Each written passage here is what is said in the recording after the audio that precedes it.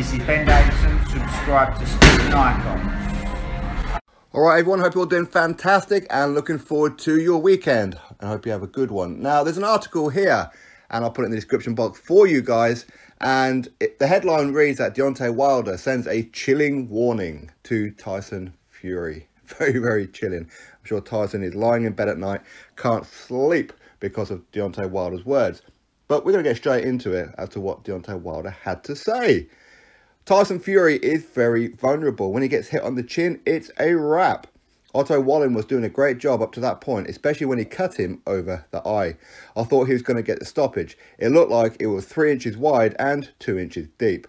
That's the worst cut besides the Vitaly Klitschko and Lennox Lewis fight. That was the worst cut I've seen in my life. It's not my problem if he's ready or not. He signed a contract. That's his problem. He better get ready. No matter what he does when he fights me, that cut is going to open right back up. I'm going to pop it back open. He can get plastic surgery, duct tape or staples, super glue, hot glue, cement glue. Hell, he can get some of that flex glue. It ain't even gonna matter. So, Deontay Wilder's statement. So, that is the chilling warning sent to Tyson Fury to keep him awake at night. Right, let's break down his comments here. So, to start off with that, Tyson Fury is very vulnerable. When he gets hit on the chin, it's a wrap. Okay, you mean like the 2 times when you hit Tyson Fury on the chin in round number 9 and round number 12? What happened? He got back to his feet. So not quite a wrap now, is it? Now, people can say that, well, they were 2 10-8 rounds. And I'm kind of bored of saying this, and the message just isn't spreading for some reason, that those 2 rounds were not 10-8 rounds. Too many people seem to think that if you hit the canvas, then automatically you've lost that round 10-8. No, you have to win the rest of the round as well. So if you was to take out of those knockdowns from each round and look at round 9 and round number 12 as standalone without the knockdowns, who won those 2 rounds? Tyson Fury won those quite handedly, right? So therefore those 2 rounds were a draw. Wilder, you lost. Get over it. Now, as far as his description of Tyson Fury's cut. Now he says that it was 3 inches wide and 2 inches deep. Well, if 3 inches wide, fair enough. 2 inches deep, well, if it was, then his brain would be hanging out. He's not very good with that kind of thing, is he? So, again, stupid comment. Now, is it the worst cut that he's seen since Vitaly Klitschko, Lennox Lewis? Now, that cut was pretty bad. In fact, there were multiple cuts all over the face of Vitaly Klitschko in that fight. And yes, the fight did get stopped. And a lot of people are saying with Tyson Fury against Otto Wallin, should the fight have been stopped? Now, ultimately, you can look back and say no, because Tyson Fury went on to win the fight, right? But yes, there's a good argument that had that fight been anywhere else, or had Otto Wallin been fighting anybody else outside of Tyson Fury, would the fight have been stopped? There's a very good chance that yes, it would have done, because that was a pretty bad cut, that is for sure. Now, as far as Deontay Wilder saying that Tyson Fury, as in it's not his problem if his cut isn't healed and all this, that and the other, well, it kind of is, because if the cut doesn't heal properly, then there will be no fight, regardless of contract, because he won't be licensed to fight. Okay, so there is that one. But ultimately, cut or no cut. Now, let's be honest. When you look at Deontay Wilder, is he a guy that targets a specific part of your face? As in, can he keep on throwing that jab perpetually in Tyson Fury's right eye? No, is the answer, because he's not skillful enough, okay? He doesn't know how to do it. Now, there's a very good chance that he's saying this to try and put some kind of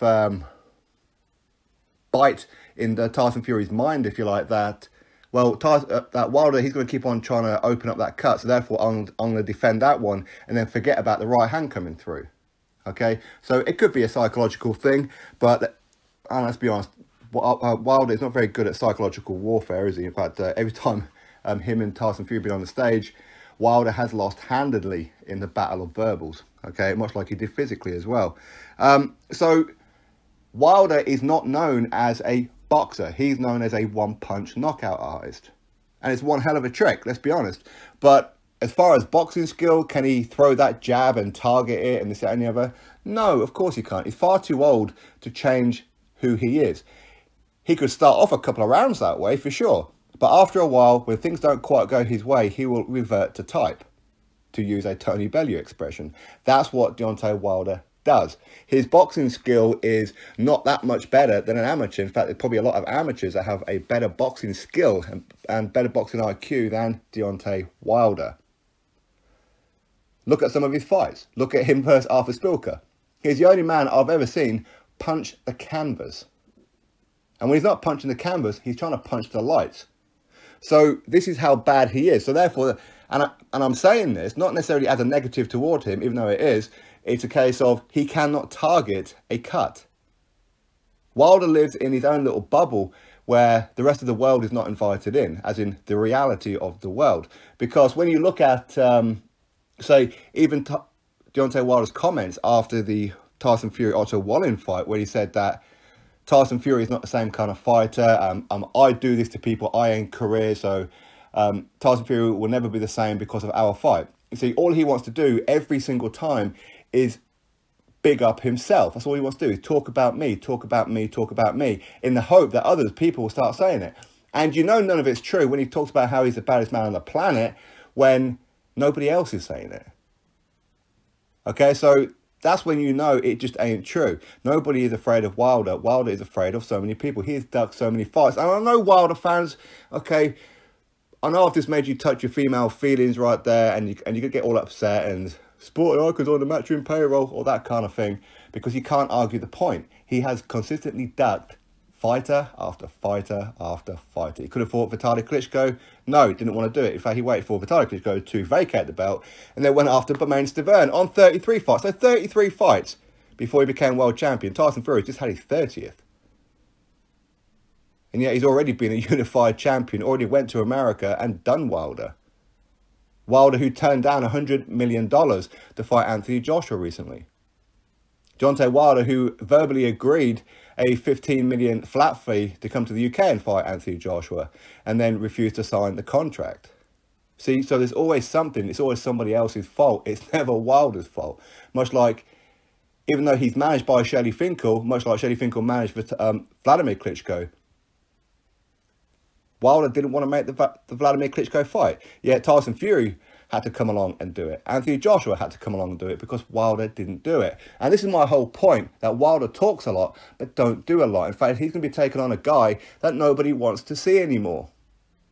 Luis Ortiz is not one of the high-end fighters. He's just not. He's too old now. He's too slow. He looked awful in his last 2 fights.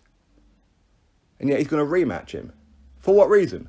Again, Luis Ortiz, he ducked Anthony Joshua for $7 million.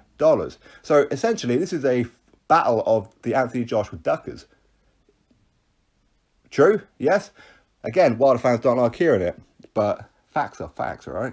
Anyway, he ain't going to open up Tyson Fury's cut, and if he does, it's going to be purely by accident. But of course, the most important thing is Tyson Fury's cut going to be healed between now and then, so he gets permission to fight from the medical team and those who will issue a license, whether that be in Las Vegas or New York, wherever it may be. That's the most important thing for him, but 5 months away, that should be plenty of time. And again, it's not like when you get a cut, it's automatically going to reopen again. For some fighters, it does.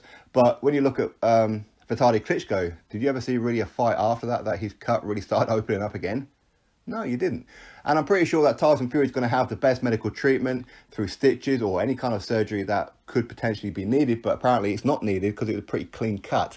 So just stitch it together and it'll be fine in no time. But Tyson Fury, he will keep on going to the gym. That's like his medication, if you like. So he will keep going to the gym. He can still do his workouts, go for his runs and do the pad work and all that kind of thing. Just that means he probably can't do any kind of sparring. But the thing is, can Wilder land a punch on Tyson Fury in the rematch?